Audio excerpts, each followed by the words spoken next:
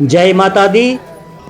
दरअसल जब भी माता वैष्णव देवी की यात्रा पर जाते हैं तो वैष्णव देवी धाम से 3 किलोमीटर दूर ऊंची पहाड़ी पर भैरवनाथ की यात्रा भी करनी होती है। जब हम लोग वैष्णव देवी के दर्शन के लिए गए तो हमें इस बात का पता नहीं था। तो माता जी के दर्शन के बाद वापसी से पहले किसी ने हमको बताया कि माता वैष्णव देवी के दर्शन के बाद भैरवनाथ के दर्शन के लिए जाना जरूरी है। क्यों जाना जरूरी है, मालूम करने पर जो जानकारी हमको प्राप्त हुई उसे आपके साथ साझा करना चाहूँगा। कहा जाता है कि त्रिकुटा की पहाड़ी पर एक सुंदर कन्या को देखकर भैरवनाथ उसे पकड़ने के लिए दौड़े। वह कन्या उड़कर त्रिकुटा की पहाड़ियों की ओर भागी। भैरवनाथ भी उसके पीछे पीछे भागा।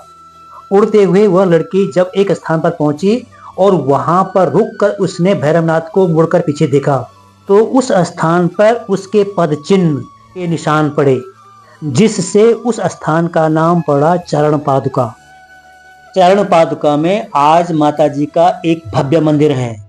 माता वैष्णव देवी की यात्रा पर जाते समय भक्त चरण पादुका में माता जी का आशीर्वाद प्राप्त करना नहीं भूलते। कहते हैं कि जो भी भक्त श्रद्धा से यहाँ पर माता जी को याद करता है उसकी मनोकामना अवश्य पूरी होती है।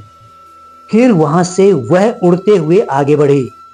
कहा जाता है कि मां की रक्षा के लिए पवन पुत्र हनुमान वहां पहुंच गए। वहां पहुंचने पर हनुमान को बहुत प्यास लगी थी। हनुमान ने माता जी को पानी पिलाने के लिए कहा तो फिर माता जी के द्वारा धरती पर एक बाण चलाकर एक जलधारा निकली।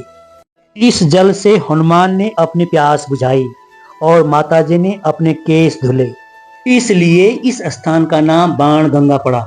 आज जो भी भक्त वैष्णव देवी की यात्रा पर जाता है बाण गंगा में स्नान करना नहीं भूलता। बाण गंगा के प्राचीन मंदिर में लोग श्रद्धा से मत्था टेकते हैं। उसके बाद माता जी एक गुफा में चली गई और हनुमान बाहर से पहरा देता रहा। 9 माह तक माता जी ने इस गुफा में तपस्या की। कहते हैं कि एक साधु ने भैरवनाथ से कहा कि तू जिसे कन्या समझ रहा है वह आदि शक्ति जगदम्बा है। लेकिन भैरवनाथ ने साधु की बात नहीं मानी। फिर माता जी ने गुफा की दूसरी ओर से मार्ग बनाकर बाहर निकली। यह स्थान आज अर्धकुमारी या भूगर्भ जून के नाम से प्रसिद्ध है। कहते हैं कि उस कन्या ने गुफा से बाहर निकलकर देवी का रूप धारण किया और त्रिकुटा पहाड़ी की गुफा में चली गई। भैरवनाथ भी पीछे पीछे गुफा के अंदर प्रवेश करने लगा। फिर माता ने हनुमान को बुलाकर अगले 9 माह तक भैरवनाथ को व्यस्त रखने को कहा। फिर कहते हैं कि हनुमान ने भैरवनाथ को युद्ध के लिए ललकारा। दोनों के बीच घमासान युद्ध हुआ। लेकिन जब वे निढाल होने लगे तो फिर माता वैष्णवी ने महाकाली का रूप धारण करके भैरवनाथ का सिर काट दिया और ये सिर भवन से 3 किलोमीटर दूर भैरव घाटी में जा गिरा। भैरवनाथ के वध से उसने अपनी भूल का पश्चाताप किया, क्षमादान की भीख मांगी। वैसे माताजी जानती थी कि भैरवनाथ के हमले की मनसा मोक्ष की प्राप्ति थी। फिर माताजी ने भैरवनाथ को जन्म मरण के बंधन से मुक्ति का वरदान दिया। साथ ही यह भी वरदान दिया कि मेरा दर्शन तब तक पूरा नहीं माना जाएगा जब तक भक्त तुम्हारा दर्शन नहीं कर लेते। इसलिए हर कोई भक्त वैष्णव माता के दर्शन के बाद भैरवनाथ के दर्शन के लिए अवश्य जाता है। इसलिए आप जब भी माता वैष्णव देवी की यात्रा पर जाते हैं तो माता जी के दर्शन के बाद भैरवनाथ की यात्रा करना न भूलें।